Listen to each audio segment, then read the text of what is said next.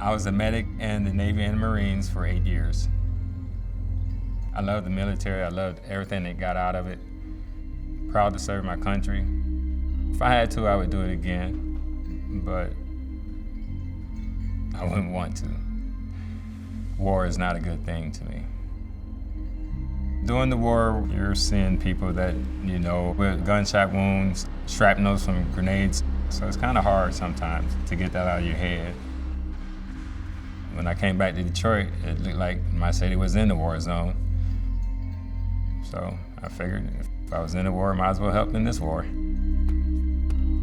We owned a property, and I was told by the neighbor that Kenneth was a carpenter and could fix our steps.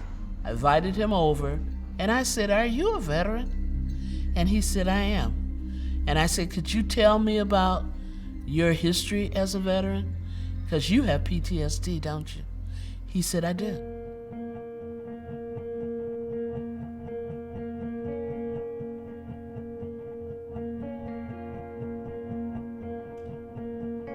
Our mission at We Want Green Too is to assist veterans, particularly those that have PTSD, to reimagine themselves and their communities through energy efficiency work. Veterans are our most marginalized group of folks in this country, and they are, for us at We Want Green Too, the example of what climate injustice and environmental injustice looks like.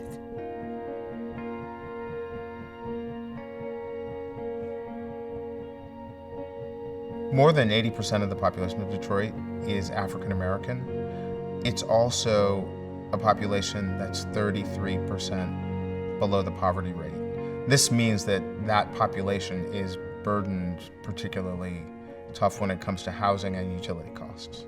When you have a housing stock that's relatively old and that hasn't been repaired, it means that your utility bills are actually higher. Your homes are energy inefficient. So if I only make $600 a month for my household income, but it costs me $200 a month just to heat my home and keep my lights on so my kids can do their homework, then I'm paying 30% of my household income just to survive. When folks miss a payment, when they are unable to fix their home, it gets really impossible to catch up on those bills, and can make it really hard for people to live their lives.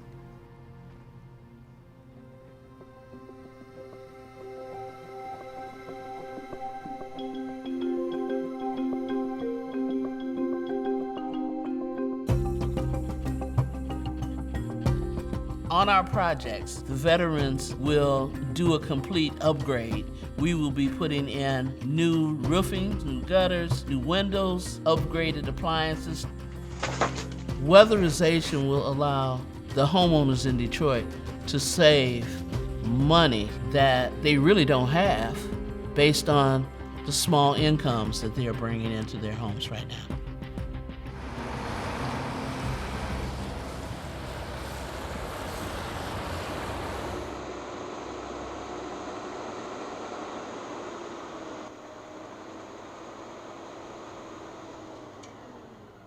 We're here. Yes, we are, finally.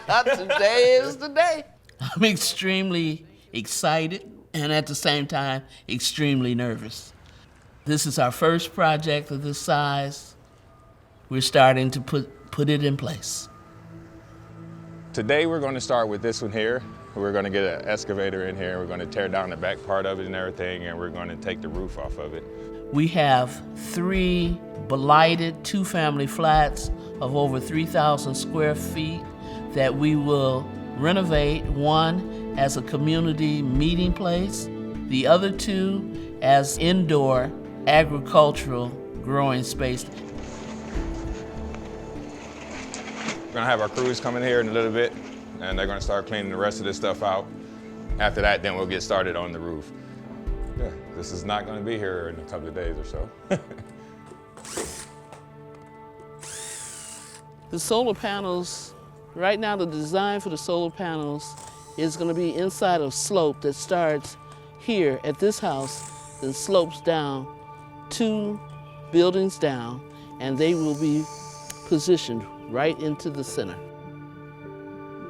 These 3 houses were extremely blighted and creating a dangerous situation for the community. And now there'll be a beautiful aspect to the community, welcoming families from all around in the district. This would be a beautiful spot to have one of maybe our classrooms in here, train veterans in winterizations and solar paneling. It took a lot of years to understand that everything that happened during the war was not 100% my fault. I still have problems communicating with people.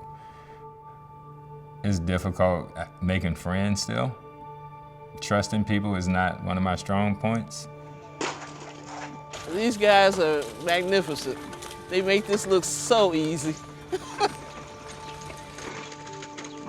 Miss Bill has been very helpful, especially with PTSD. She's caring for everybody, especially the military, especially the veterans. I'm thankful that she even started this program. You know, they cared enough. It's kind of hard to think of that nowadays, you know, seeing a lot of vets out in the streets.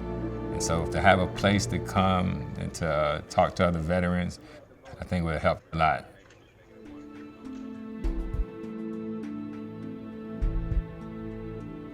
Hello, Mr. Marcel, how you doing? How are you? Doing all right? All right, good to see you.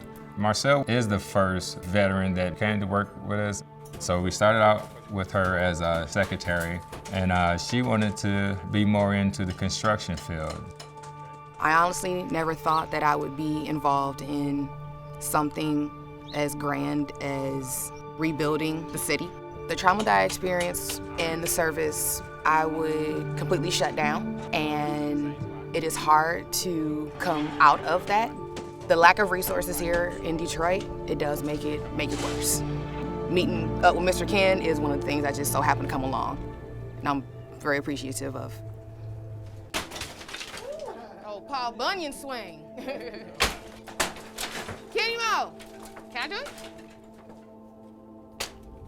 It feels awesome tearing down buildings. That's an eyesore in your neighborhood, and you know you can build something better out of it. It's like a phoenix. Rise up from the ashes and become better.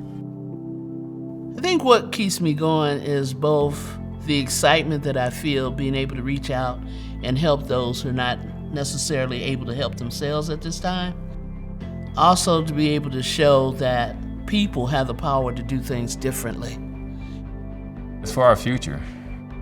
And not only just for vets, but the green aspect is for the future of all of us, you know, and for our kids and the next generations.